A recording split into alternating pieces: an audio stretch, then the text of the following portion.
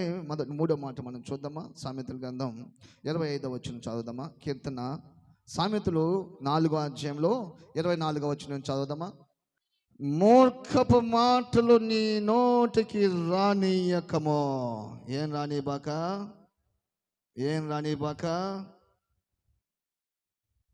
అసలు ఈ మూర్ఖపు మాటలు ఎందుకు వస్తాయి, అసలు రావడానికి గల కారణం ఏంటి అని మనం గమనించినట్లయితే, సామెతల గ్రంథం 10వ అధ్యాయం 32వ వచనం చదువుదామా? త్వరగా 10:32. నీతిమంతుని పెదవులు ఉపయుక్తమైనవి, అందరికి ఉపయోగకరమైన మాటలు మాట్లాడతాడు, ఆ మంచి మాటలు పలుకుతాడు. భక్తిహీనుల నోట, అంటే దేవుడు ఉన్నాడులే, ఏం చేస్తాడులే, దేవుడు ఉన్నాడులే, ఆయన ఏం చేస్తాడులే అనుకున్న వాళ్ళు భక్తిహీనులు. నమ్మాడు కానీ ఆయన చేయలేడు. నమ్మాడు, ఎంతమందిని చిన్నప్పుడు కాపాడాలి ఆయన, నన్ను పట్టించుకుంటాడా?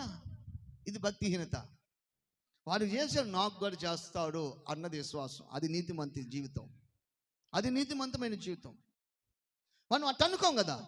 వెంటనే వేరొకరిని చూస్తే మనకు వేరొకరు ఏళ్ళు చూపించేదే పనే, కానీ మన వైపు ఎన్ని ఉన్నాయి?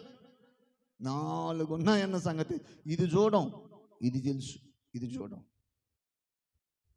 అది మంచిది కాదు అన్న విషయాన్ని దేవాది దేవుడు తెలియజేస్తున్నాడు. కాబట్టి ఈరోజు మూర్ఖపు మాటలు నీ నోటిన రానేయకము. 32వ వచనం చదువుదామా? 31. నీతిమంతుని నోరు జ్ఞానము కలిగిన మాటలు పలుకును, మూర్ఖపు మాటలు పలికే నాలుక ఏం చేస్తాడంట? గట్టి చెప్పండి. మూర్ఖపు మాటలు వస్తే ఏం చేస్తాడు? నాలుకని దేంతో పట్టుకుంటాడు? కటింగ్ బ్లేడ్తో బట్టి